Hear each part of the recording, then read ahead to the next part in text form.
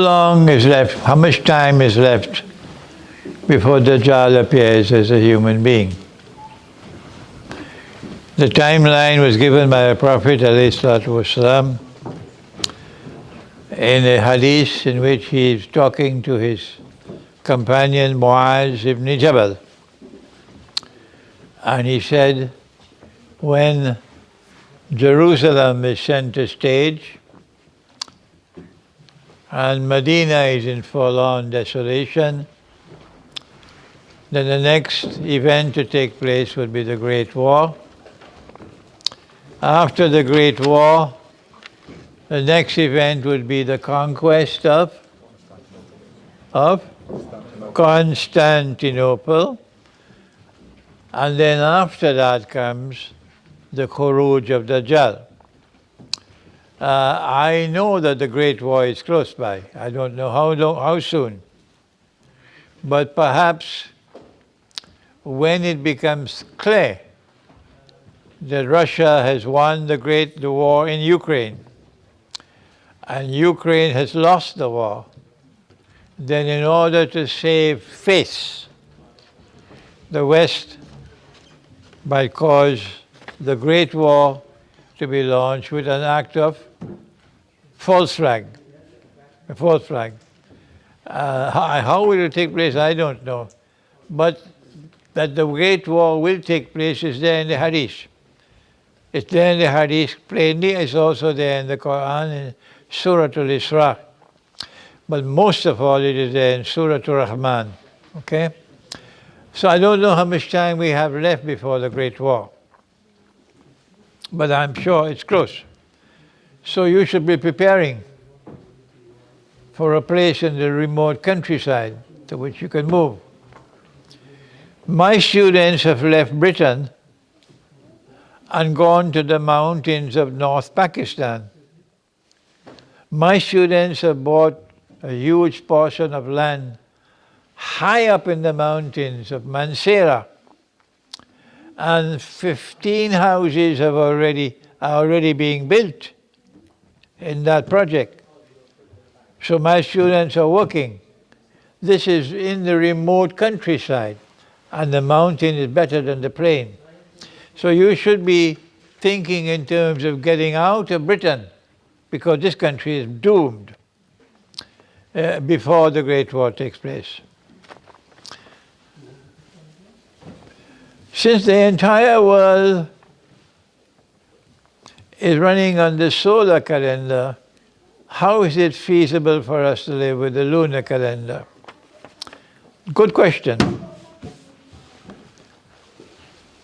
If you recite the Qur'an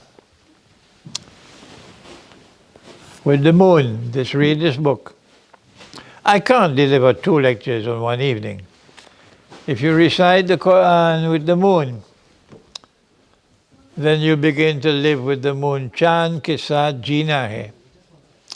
And as you begin to recite the Qur'an with the moon and you begin to live with the moon, you will immediately return to sacred time. And when you return to sacred time, you no longer perceive time moving faster, and Nur can enter into that heart.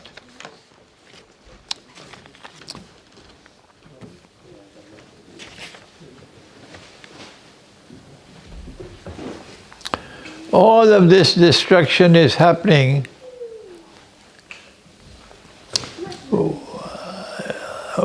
has to do with Dajjal bringing to our dimension of time. I have said to you, Dajjal is dismantling the system of sacred time for this reason. You may perceive other reasons which I can't see. I'm just one person. But my understanding is he's dismantling the system of sacred time to rob us of internal sight, basira. And when you lose internal sight, you're just like sheep and cattle, and you will dance to every tune he plays. And you will joyfully embrace A cashless world. This is progress. A cashless world. Yeah? I went to my hotel to check in last night, and they said you have to put a deposit, £40. I took out the 40. They said, sorry, we're not accepting cash. There you are. See? I must have a card, a credit card, and I must transfer the money to them electronically. So I said, I'm not coming back to this hotel. But others said, no problem. We just love the cashless world. We're like a fish in water in the cashless world. Because they're just like cattle, they have no bustle, they can't recognize that they've been taken for a ride. And at the end of this ride, Dajjal will dump them in the Jahannam. They can't see that. So that's why Dajjal wants you to abandon sacred time. Is Dajjal a person? And are all these things happening in the world today related to time, sacred time or worldly time? The Qur'an refers to a shadow and warns about a shadow which is to come. And Allah is sending that shadow to people who reject the truth. In particular, the truth that this is the true Messiah. And that shadow will appear in three parts. In Teliku ila zillin zi salasi shurab. What surah is this? What? I can't hear you, okay. Mursalat. So Dajjal first appears as a shadow. And it was Dr. Israr Ahmad, rahimahullah, who spoke these unforgettable words. I was astonished when Dr. Israr said, he said, coming events cast their shadows before them. No Maulana from any Darul Uloom could have ever said that. None. It took a medical doctor to say it. Coming events cast their shadows before them. That is Surah Al-Mursalat. The Dajjal first appears as a shadow. And when the three parts of the shadow have come and gone, then Dajjal will appear in person. And when he comes in person, he will be in our world of space and time. وَسَائِرُ أَيَّامِهِ كَأَيَّامِكُمْ. Okay. All right, no more questions if you don't mind. That's enough.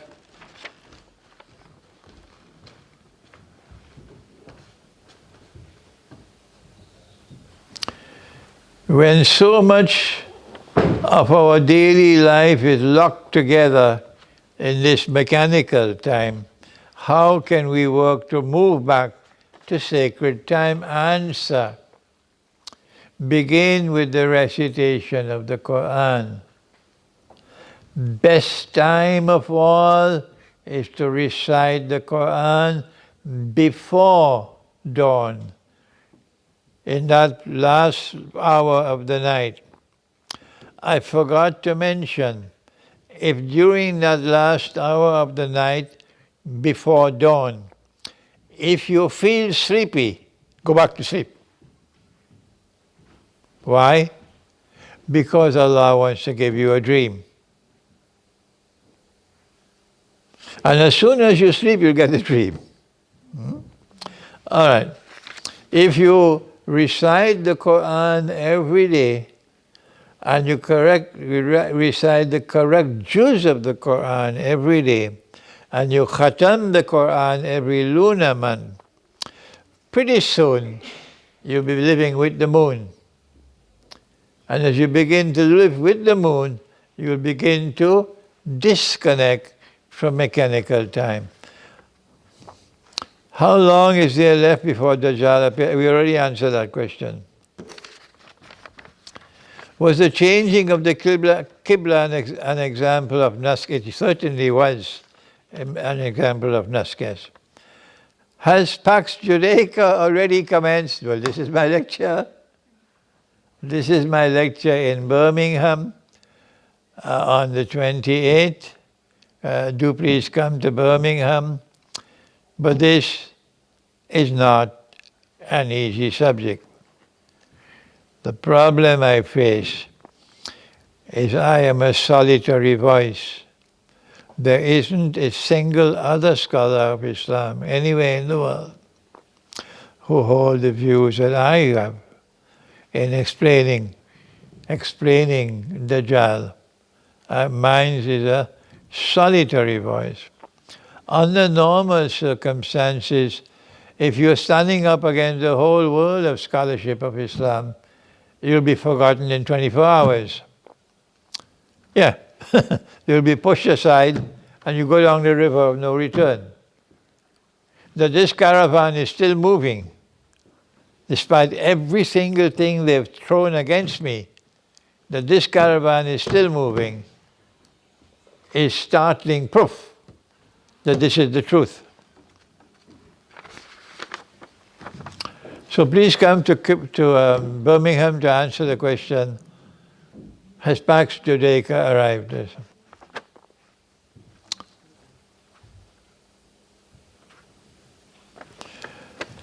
All of this destruction is already taking place in the world and Dajjal has not as yet come. Answer, yes, Dajjal is already here. And he's already in this world, but not in our dimension of time. So this is the shadow. The first part of the shadow came and went. I said in that first part of the shadow, among the things that happened was Britain becoming the ruling state in the world. Pax Britannica. But there may be other things as well that happened in the first part of the shadow. You are the ones who should do research. You're lucky that most of you were born in Britain. If you were born in Britain, or you've been living in Britain for so long, what are you doing when you are in this country? You should utilize this opportunity while living in Britain to study British history. How did Britain become the leading country in the Western world? How did Britain become Pax Britannica? How did Britain give to the world the Industrial Revolution? How did Britain give to the world the Feminist Revolution? But most important of all, how did Britain give the world the scientific and technological revolution? And one mysterious part of the subject left, the relationship between Britain and time. What? The relationship between Britain and time.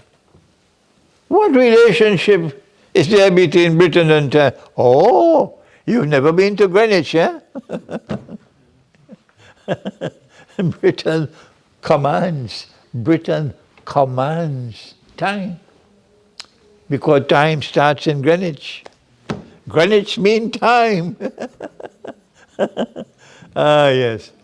So when the three parts of the shadow, Pax Britannica, Pax Americana, Pax Judaica have ended, only then will Dajjal appear in our world of space and time as a human being. But at that time, Allah will then intervene. First of all, Imam al-Mahdi will come. And when Imam al-Mahdi comes, alayhi salam, then the Khilafah state will be restored in Mecca. And then Nabi Isa alayhi salam, the true Messiah, will come. I'm speaking slowly now so that you would understand. When the true Messiah comes, our Prophet has said that he will come as al-Hakim al-Adil. Hakim comes from hukuma, government. The Hakim is the one who rules. So is he coming to rule downtown Chicago? Or is the Messiah coming to rule the world the way Nabi Sulaiman alayhi salam ruled the world? Answer? He's coming to rule the world. Oh, but how can he rule the world when he's ruling from Mecca? And from where will he rule the world if he's ruling from Mecca? Will he rule from Medina? Ah, you schoolboys.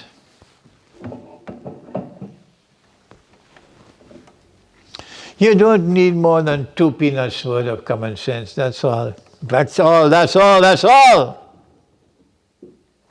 He is Khalifa and has a Khilafah state in Mecca. Allah's Messenger never said that Imam al-Mahdi is going to rule the world. He said the Messiah will come as al-Hakim al-Adil.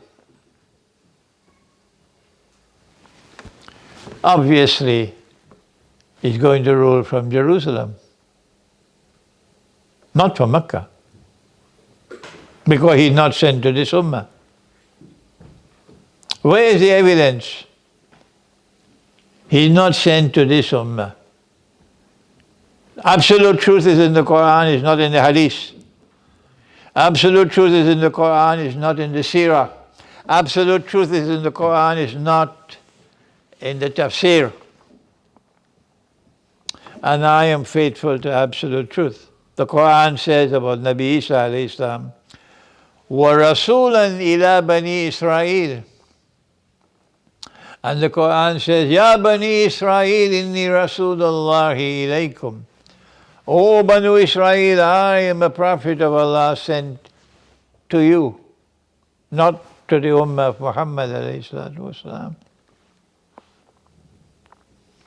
And if he's going to rule, he has to rule over Banu Israel, not over the ummah of Muhammad alayhi salam. So Imam al-Mahdi has a Khilafah state in Mecca.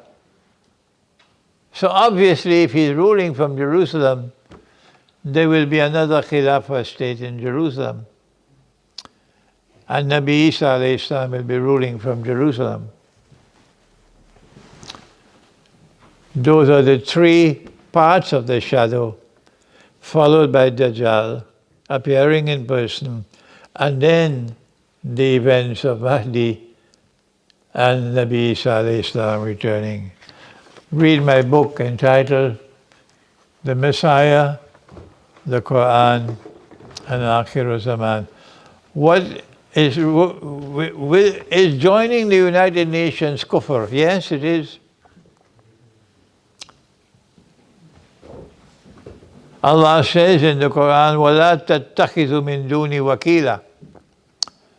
Do not submit to any supreme authority other than my supreme authority.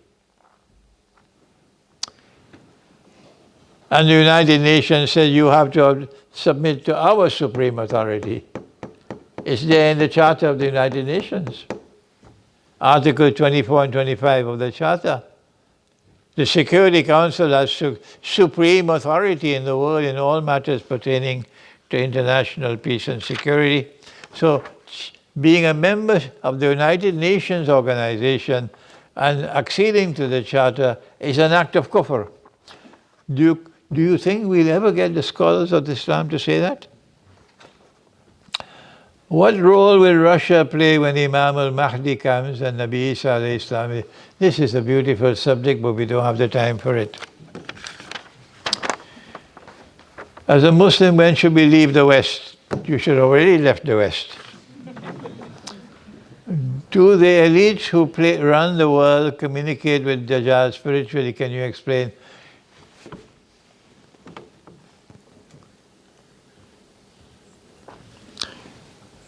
At the beginning of Surah Al-Baqarah,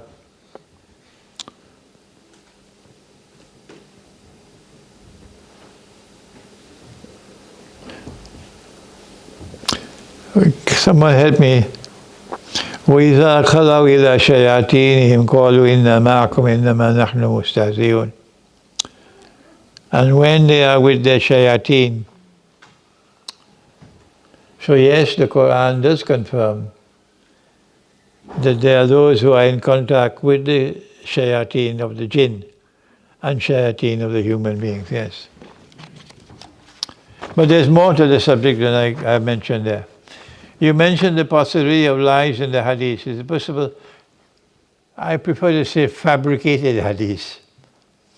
That the Umayyad dynasty was responsible for it. Who is responsible for the fabrication in the Hadith is not a subject I deal with.